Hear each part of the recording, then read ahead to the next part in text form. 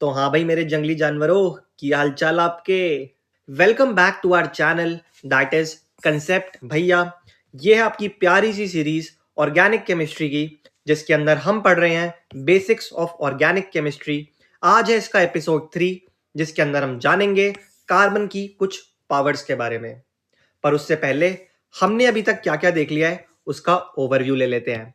तो अभी तक हमने सीखा कि ऑर्गेनिक केमिस्ट्री के अंदर आप कार्बन और उसके कंपाउंड्स को पढ़ते हैं।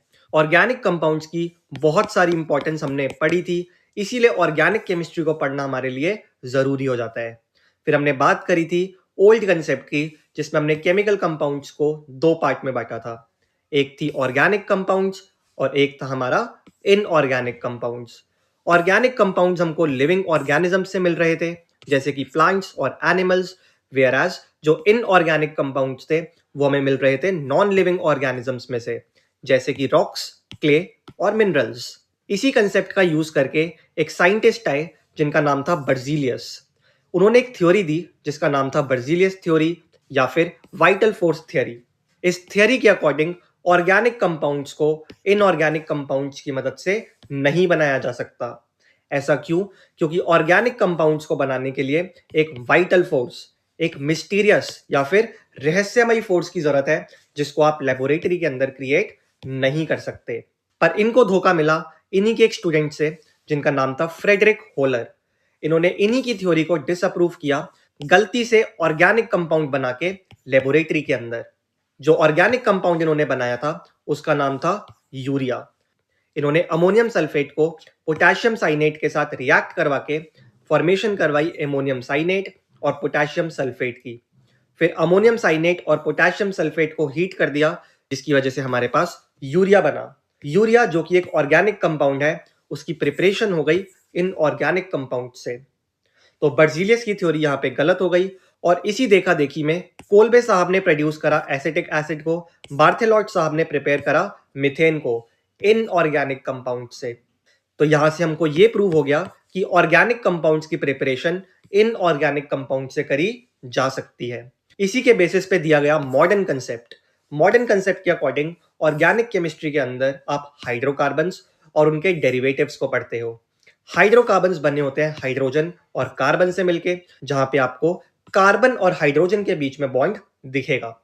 एग्जाम्पल के तौर पे हमारे पास है methane, that is CH4, ethane CH3CH3, ethene CH2 double bond CH2 and ethyne CH triple bond CH। इसी के अलावा हाइड्रोकार्बन डेरिवेटिव्स वो होते हैं जिनके अंदर कार्बन और हाइड्रोजन के साथ साथ आपको कुछ दूसरे एलिमेंट्स भी दिखते हैं, जैसे कि nitrogen, oxygen, halogen molecules, sulphur और फास्फोरस। यहां पर भी कार्बन और हाइड्रोजन बॉन्ड का प्रेजेंट होना जरूरी है। एग्जाम्पल के तौर पे CH3CH2COOH, CH3CH2SH, CHCl3, CH3NH2 और यहाँ पे ग्लूकोज और सुक्रोज के मॉलिक्यूल्स भी हाइड्रोजन डेरिवेटिव्स के अंदर आ जाते हैं। इसके जस्ट बाद हमने कुछ क्वेश्चंस प्रैक्टिस करे थे और मैंने आपको पिछले एपिसोड में बताया था कि कार्बन के अंदर कुछ ऐसा है जिसकी वजह से पूरी की पूरी ऑर्गेनिक केमिस्ट्री कार्बन के ऊपर बेस्ड है। तो आइए पता लगाते हैं कि कार्बन में ऐसा क्या है। सो विदाउट वेस्टिंग टाइम चलिए स्टार्ट करते हैं एपिसोड 3, जिसके अंदर हम पढ़ने वाले हैं कार्बन की पावर्स के बारे में। तो कार्बन के पास टोटल 4 पावर्स होती हैं। एक एक करके हमको चारों पावर्स को समझना है। सबसे पहली पावर जो कार्बन के पास होती है उसका नाम होता है टेट्रावैलेंसी। अब अगर मैं आपको बोलूं कि एक बार पीरियड नंबर 2 के अंदर जितने भी एलिमेंट्स आते हैं उनका मुझको नाम बताइए, तो आई होप आपको पता होगा। पीरियड नंबर 2 लीथियम से चालू होता है और उसके बाद BeBCNOF, यानी lithium, beryllium, boron, carbon, nitrogen, oxygen and fluorine.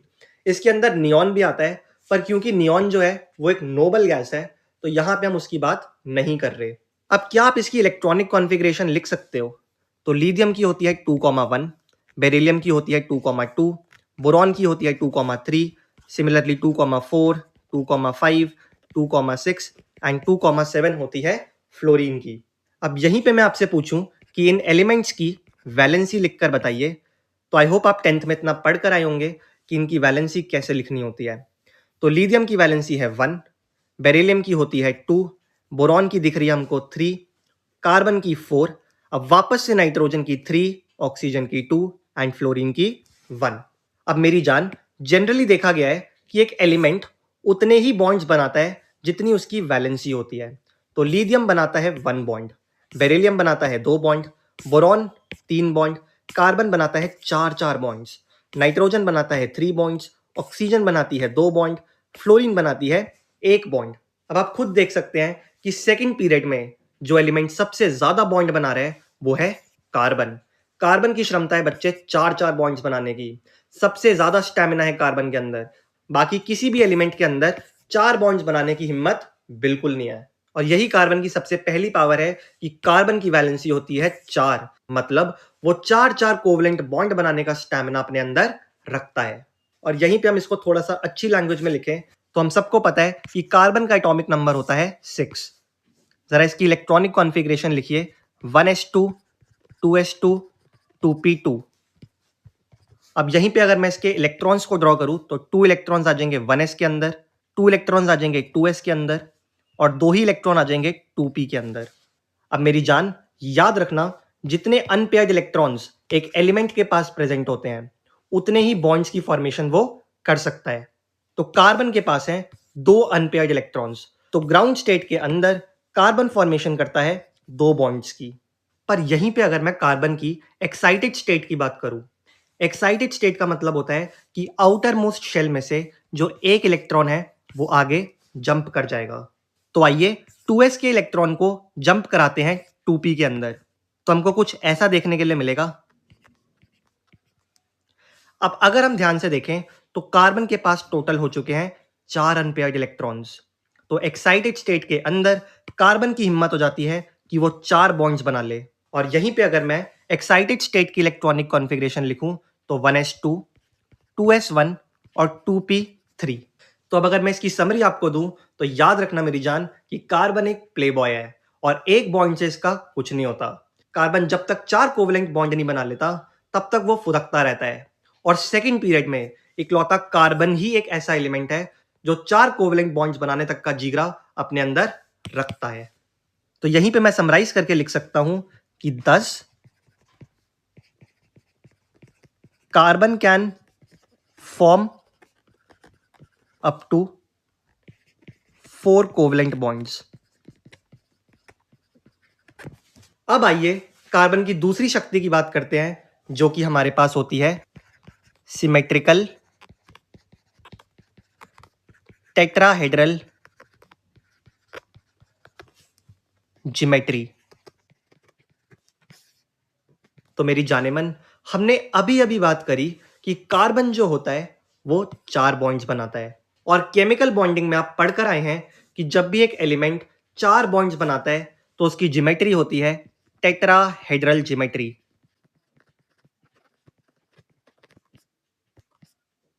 अब आपके मन में डाउट आ सकता है कि भैया ज्योमेट्री तो और भी बहुत सारी होती हैं, तो टेट्राहेड्रल सिमेट्री का होना कार्बन की एक स्पेशल पावर कैसे हो सकती है? तो मेरी जानेमन, इसका सिंपल सा रीजन ये है कि टेट्राहेड्रल ज्योमेट्री अपने अंदर ही एक बहुत स्टेबल ज्योमेट्री होती है।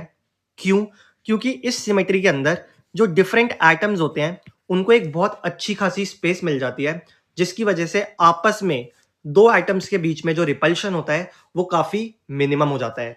मेरी जान, टेट्राहेड्रल ज्योमेट्री अपने अंदर एक बहुत ही स्टेबल ज्योमेट्री होती है। अगर मैं आपको इस ज्योमेट्री को विजुअलाइज करवाऊं तो आप इसको इस तरीके से विजुअलाइज कर सकते हैं कि मान लीजिए ये एक ट्राइपॉड स्टैंड है। जिस तरीके से ट्राइपॉड स्टैंड रखा होता है एकदम वैसी ही ज्योमेट्री ये देखने के लिए आपको मिलती है।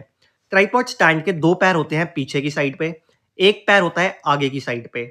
और सिमिलरली ट्राइपॉड स्टैंड के ऊपर एक हाथ भी होता है जिससे आप कैमरा को अटैच करते हैं। अब इस ज्योमेट्री की वजह से आपस में जो दो आइटम्स हैं वो काफी दूर दूर हो जाते हैं, जिसकी वजह से दोनों आइटम्स के बीच का जो रिपल्शन होता है वो काफी हद तक मिनिमाइज हो जाता है। इसके अलावा हमेशा बच्चे याद रखना कि नेचर को सिमेट्री बहुत ज्यादा पसंद है। अगर आप ध्यान दें तो टेट्राहेड्रल ज्योमेट्री हद से ज्यादा सिमेट्रिक है। कैसे? ध्यान से देखें तो यहां पे हमको 4 फेसेस देखने के लिए मिलते हैं। ये रहा पहला फेस, ये रहा दूसरा फेस, तीसरा और चौथा। इन 4 फेसेस की वजह से टेट्राहेड्रल ज्योमेट्री बहुत ज़्यादा सिमेट्रिक हो जाती है। और याद रखना मेरे भाई कि सिमेट्रिकल चीज़ें अक्सर ही आपको स्टेबिलिटी प्रोवाइड करती हैं। तो मेरी जान, कार्बन के बॉन्ड्स इतने ज़्यादा स्टेबल होते हैं कि रिलेशनशिप गोल्स यहीं से आते हैं। अब यहीं पे अगर हम HCH बॉन्ड का एंगल देखें, किस बॉन्ड की बात हो रही है? इस बॉन्ड की, HCH। अगर हम इस एंगल की बात कर लें तो मेरे भाई ये एंगल निकल कर आता है हमारे पास 109.5 डिग्री। और याद रखना, किसी भी HCH बॉन्ड को देख लो, चाहे इसको देखो, चाहे इस वाले बॉन्ड को देख लो, या फिर इस बॉन्ड को देख लो, या फिर इस बॉन्ड को देख लो, ये सारे के सारे होते हैं 109.5 डिग्री। अब क्योंकि सारे HCH बॉन्ड के बीच में जो एंगल बन रहा है वो है 109.5 डिग्री, तो मेरी जान, टेट्राहेड्रल ज्योमेट्री बहुत ज्यादा स्टेबल हो जाती है। और इसी स्टेबिलिटी की वजह से जो कार्बन है वो बहुत ही स्टेबल बॉन्ड्स बना पाता है। अब अगर हम कार्बन की तीसरी शक्ति की बात करें तो वो शक्ति है कैटिनेशन। और मेरे भाई, कैटिनेशन का मतलब होता है खुद से ही बॉन्ड्स बना बना के एक लंबी सी चेन की फॉर्मेशन करना। और मैंने आपको बताया था, क्योंकि कार्बन जो है वो बहुत ही स्टेबल बॉन्ड बनाता है, इसीलिए और मैंने आपको बताया था कि कार्बन जो है वो बहुत ही स्टेबल बॉन्ड्स बना पाता है, इसीलिए कार्बन जो है वो कैटिनेशन की प्रॉपर्टी को शो कर पाता है। मेरी जान, बाकी एलिमेंट्स भी ट्राई करते हैं खुद से बॉन्ड बना के वो भी लंबी लंबी चेन बना पाए, पर 2-3 स्टेप्स के बाद ही उनकी चड्डी गीली हो जाती है और उनके मुंह से यही आवाज आती है कि हम पे तो है ही नो। क्या नहीं है उनके पास? कैटिनेशन प्रॉपर्टी को शो करने की हिम्मत। तो याद रखना, कैटिनेशन यानी कि लंबी लंबी चेन्स की फॉर्मेशन करना खुद से ही बॉन्ड बना बना के, ये वाली प्रॉपर्टी भी सिर्फ और सिर्फ कार्बन के पास है। और क्यों? बिकॉज कार्बन कार्बन के बीच में जो बॉन्ड बनता है ये बहुत ही ज्यादा स्टेबल बॉन्ड होता है। तो देख लो मेरी जान, यहाँ पे आपको एक बर्गर भी खाना होता है तो आप किसी दूसरे की तलाश में लग जाते हो। कार्बन की तरह अपने आप को प्यार करना सीखो और अपने आप से ही बॉन्डिंग करो, क्योंकि अपने आप से करी हुई बॉन्डिंग हमेशा ही आपको स्टेबिलिटी प्रोवाइड करेगी। अब मूव करते हैं कार्बन की आखिरी सुपर पावर पे, जो कि है मल्टीपल बॉन्ड फॉर्मिंग टेंडेंसी। तो आइए मेरे साथ लिखिए, मल्टीपल बॉन्ड फॉर्मिंग टेंडेंसी।